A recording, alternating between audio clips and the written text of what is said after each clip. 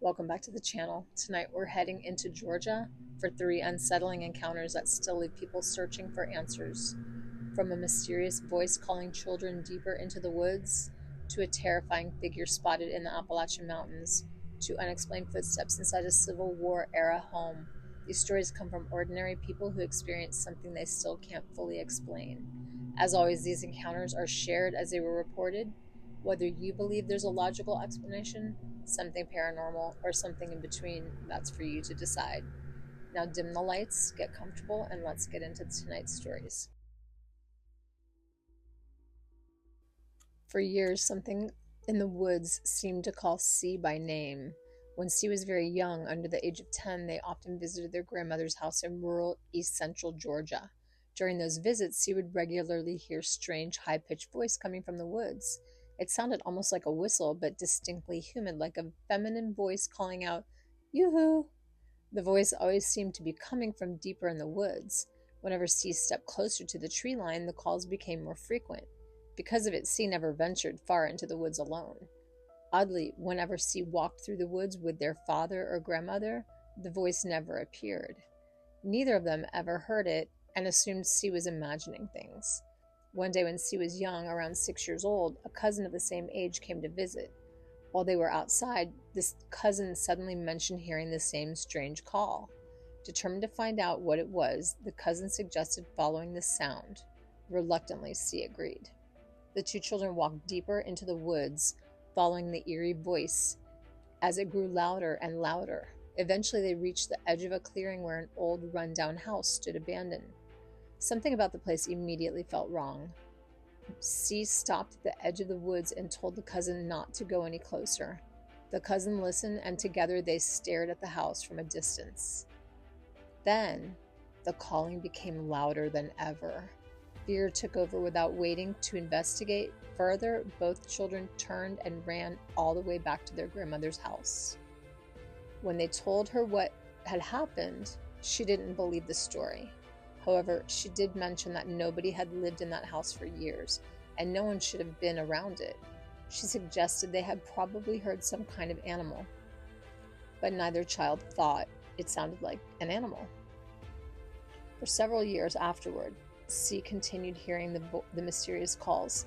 Eventually, they began ignoring them over time, and the sound seemed to disappear. When C was 9 years old, their grandmother passed away.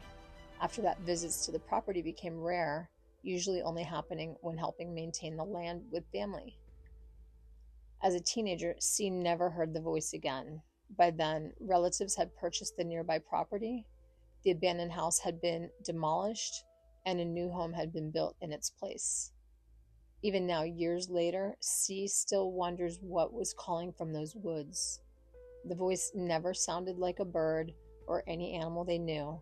It sounded unmistakably human, a high-pitched feminine voice repeating the same call in the same tone over and over. And because it appeared so consistently whenever C was alone, they never believed it was an actual person hiding in the woods.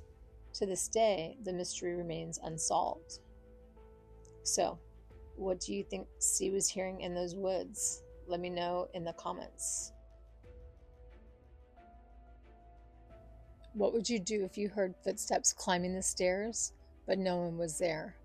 Ryan was only 7 years old when he and his friend encountered something inside an old Civil War house they never forgot. The person who shared the story wanted to be referred to as Excelsior 1610, but we're going to call him Ryan for the sake of the story. Ryan had always considered himself a skeptic, even after experiencing strange things throughout his life. But when he looks back, years later, he realized one terrifying childhood encounter may have been where it all began. When Ryan was around 7 or 8 years old, he lived in a tiny town in central Georgia with barely 400 residents.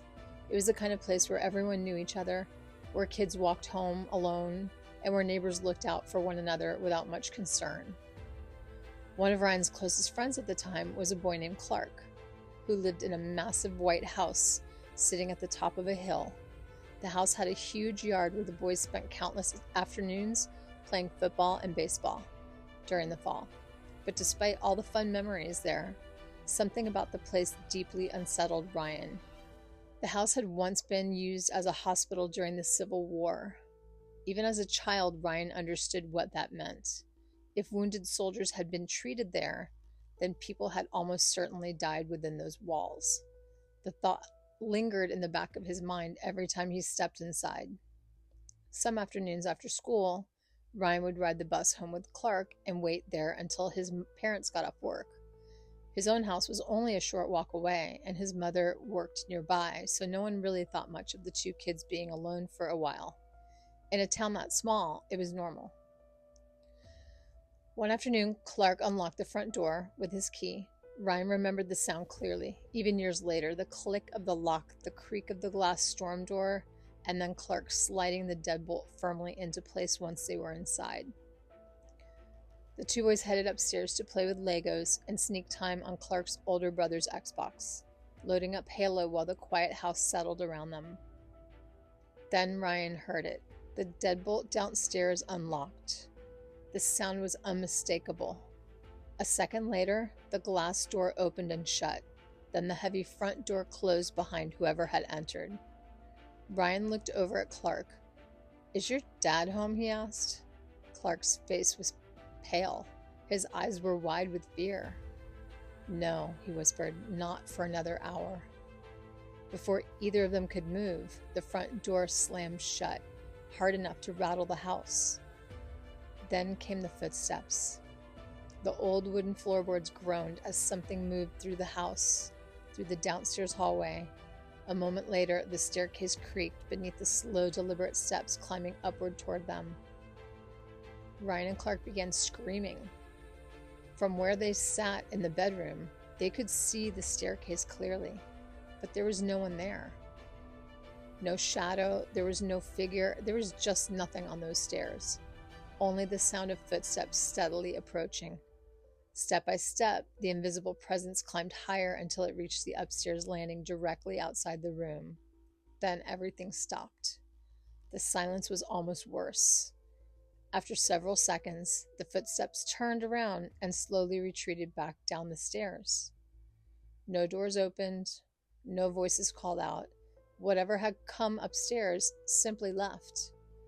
Ryan eventually moved away, and he never saw Clark again, but the memory stayed with him for the rest of his life. As an adult, he tried to explain it away as childhood imagination fueled by stories about old civil houses being haunted. But one detail still bothered him. He hadn't been the only one terrified that day. Clark had heard it too. So, how would you feel about living inside an old Civil War hospital that was converted into a house? I think if you know anything about Civil War medicine, it was not pretty, and a lot of people didn't survive. So it is, I would say, a definite fact that people died within that house. So it does not surprise me at all that they heard footsteps coming in, and poor Clark, he must have been experiencing this on a daily basis. So what do you think? Leave it in the comments. He thought it was a bear until it stood up and screamed back at him in the Appalachian woods. What A saw that morning still keeps him from going back to that mountain. The story comes from A from LEJ. A had only gotten into hunting about a year earlier, after a close friend introduced him to it. Around the same time, his father had bought a cabin deep in the woods, nearly an hour from the nearest town. The property sat on about 15 acres in the Appalachian Mountains, tucked far down a gravel road that branched off another long rural road. It was quiet, isolated, and bordered the national forest itself. At 20 years old, A loved the idea of finally spending time in the wilderness after growing up mostly in cities. When deer season started approaching, the friend who had first gotten him into hunting came to visit and help him prepare everything. The two spent the first day relaxing at the cabin. The next morning they woke up early and drove to Walmart for supplies. They bought a 2-man deer blind, bags of corn feed, trail cameras, and ammunition before heading back to the property around 7 in the morning. After packing their gear, they hiked deep into the mountains behind the cabin. The climb felt endless, nearly 3 miles uphill before they finally reached the ridge's peak. A's friend decided it was the perfect location for the blind since it overlooked both sides of the ridge and offered a clear view of the top. By around 10:30 a.m., everything was set up. They scattered the corn, positioned the cameras, and decided to head back down to the cabin for food, before possibly going into town later that day. But only a few minutes into their hike back down, the silence was shattered by a loud crashing sound behind them. It sounded exactly like a massive tree branch snapping and falling somewhere close by, maybe 30 yards behind where they had just been standing. Both men stopped immediately and stared back up the ridge, trying to see if anything had caused it. The woods were still. They stood there for almost a minute before A's friend finally broke the tension with a joke about a giant squirrel taking a bad fall. At the time, they laughed it off. About a month later, opening day of deer season arrived. A returned to the cabin alone. His father was away on a business trip in Dallas, and his friend was visiting family in Florida. A didn't mind hunting by himself. In fact, he usually preferred being alone in the woods. His plan was to reach the blind before sunrise. Around 6 a.m, he geared up, slung his bag over his shoulder, and the weapon his dad wanted him to use for the first deer taken on the property.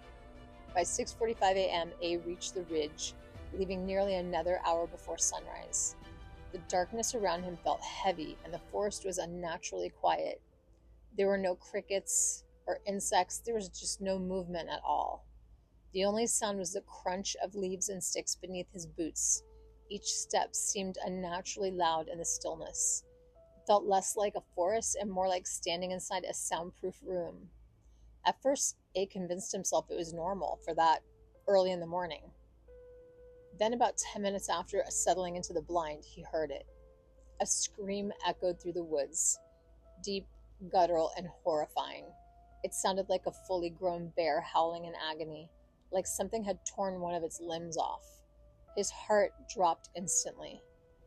A froze and held his breath, trying to stay perfectly silent.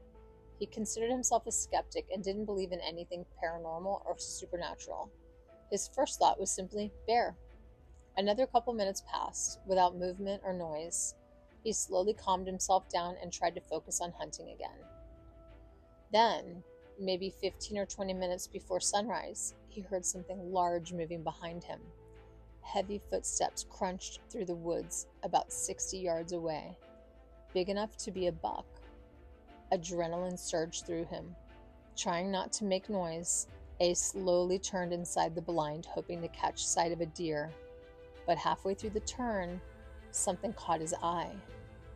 A tall figure stood upright in the darkness. He froze. For a split second, he assumed it was a black bear standing on its hind legs. Thinking he might need to defend himself, he carefully raised his weapon and completed the turn. The moment he saw it, the creature let out the same horrifying scream he had heard earlier. Every hair on A's body stood up instantly. In the dim pre-dawn light, he could barely make out what he was looking at, but he knew it wasn't normal. The scream seemed to last forever, echoing through the ridge while A sat frozen in pure terror. Then, suddenly the thing turned and fled downhill. But it didn't move like any animal A had ever seen. It ran on 2 legs, not on all 4, not stumbling upright like a bear. It sprinted like a man, except each stride covered an impossible distance, almost like it was leaping 5 feet forward with every step. The movement looked unnatural, something no human or animal should have been capable of. A remained trapped in that blind for the next 3 hours, too terrified to move. Eventually, he forced himself to leave and make the hike back down to the cabin. Nothing followed him. Nothing happened on the way back, but the moment he got inside, he called his father and told him everything he had seen. To this day, his father still doesn't believe the story. A has never returned to that ridge since. The blind and the trail cameras are still up there. Later, while looking over maps of the area, A discovered that roughly 5 miles east of the property sat an old Native American memorial and burial ground. Even now, he tries to convince himself that there was a rational explanation, maybe a massive bear suffering from rabies or some kind of disease. But deep down, He still remembers the way it screamed and the way it ran. So, what do you think A saw that day on that ridge in the mountains, in the Appalachian Mountains? So, just a little side note, A lives in LEJ, Georgia. Down the road, I'm going to say down the road, in Blue Ridge, Georgia, I think it's actually called Cherry Log, but in that area, there is a Bigfoot museum. It's called, I think, Bigfoot Expeditions or something like that. So there is a museum nearby. Do you think you saw a Bigfoot, or do you think you saw a bear, or was it something else? Leave it in the comments. Those are 3 eerie encounters reported from different parts of Georgia, each with its own mystery and unanswered questions. What do you think was happening in those stories? Was the voice in the woods simply an animal no one could identify? Did the hunter encounter a bear in the darkness or something far stranger? And what was making those footsteps inside that old Civil War hospital house? Share your theories and experiences in the comments. If you enjoyed this collection of creepy encounters, don't forget to like, subscribe, and turn on notifications so you don't miss the next story. Until next time, stay curious and maybe don't answer back when you hear your name called in the dark.